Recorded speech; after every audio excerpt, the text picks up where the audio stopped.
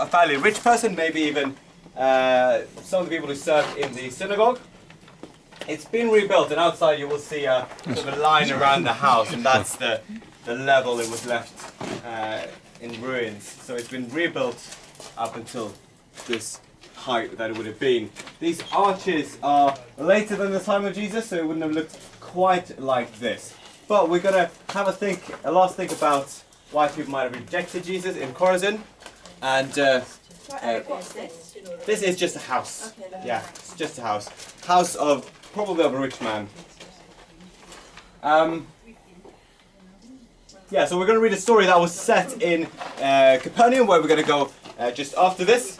But it could have been in a house much like this. Do you want help with any of the reading? That's alright, I might need help with some actors. Oh.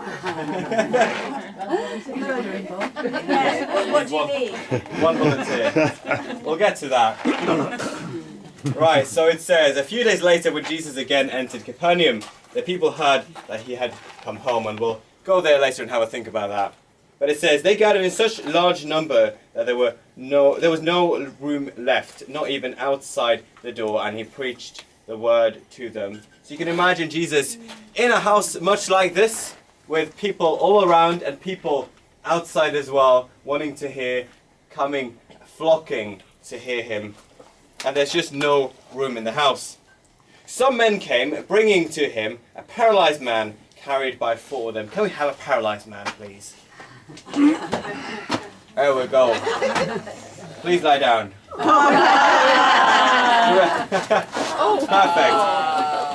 Perfect. Suddenly you hear the roof crumbling. They would have had a flat roof. It was sort of layers. We'll see that tomorrow when we go to Nazareth. But it's sort of layers of mud and some kind of twigs, sort of or straw. So you would have heard the roof crumbling and suddenly light breaking in, and someone's being lowered down. 4 volunteers. That's a tricky one to do. So, Pray for him, though.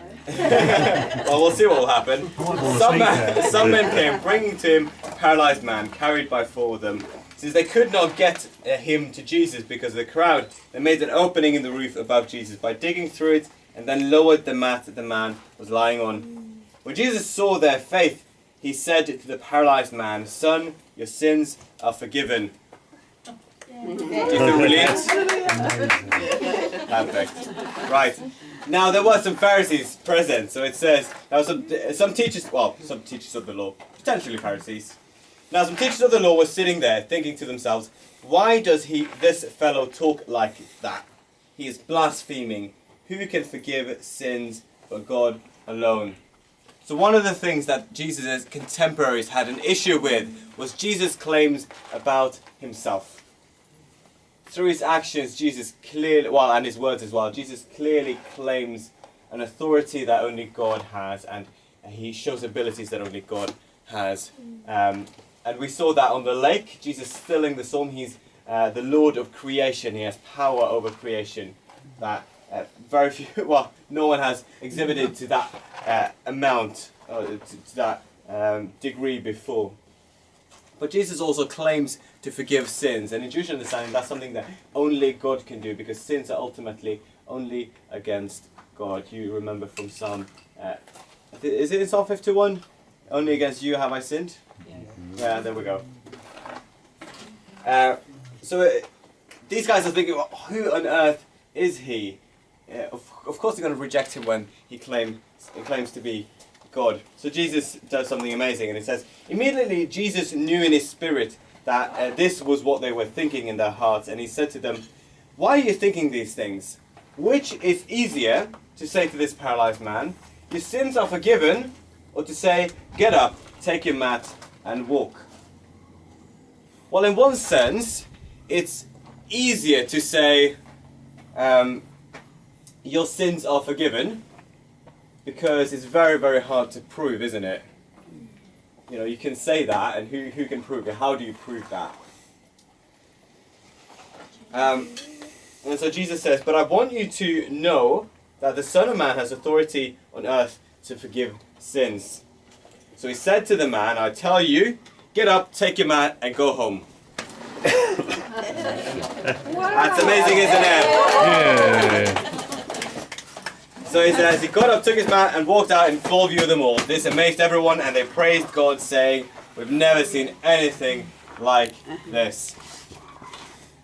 So Jesus says what might seem like an easier thing to do, but it's actually harder, because you actually need to be God to be able to forgive sins. But to show that he can do this harder thing, he does the thing which seems to be harder, which is to give health back to this man, because that you can actually prove. You can't say get up and walk without having to prove it. And so he says it and does it. And that is the thing. These are some of the things that we've been talking about that were reasons why people, and especially Jesus' contemporaries, would have rejected him. His view on sin, his view on them, and his view on himself. I guess those are things for us to think about as well. These are things which we might struggle with about Jesus as well. We might struggle with what Jesus says about sin in us. He might struggle about things he says about sort of things we like, how we, like the Pharisees, might be like to be greeted or considered wise or considered as teachers or whatever it might be. But as well, we might sometimes struggle with the authority that Jesus will have as God. But Jesus has that authority, and he's proven that time and time again.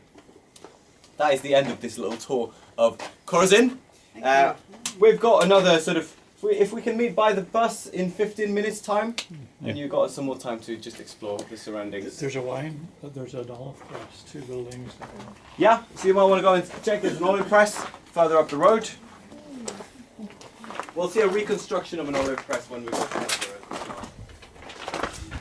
But it might be